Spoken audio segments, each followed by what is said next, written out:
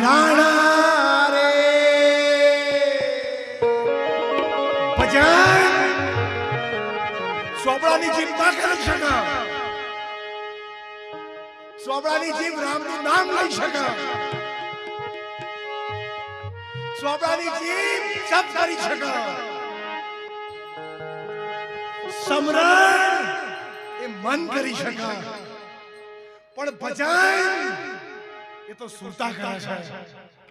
અને જો સુરતા ના કરતી હોય એ મને એવી એવી લવના લાગી, એ મારી સુરતા સાહેબ ઘેર લાગી,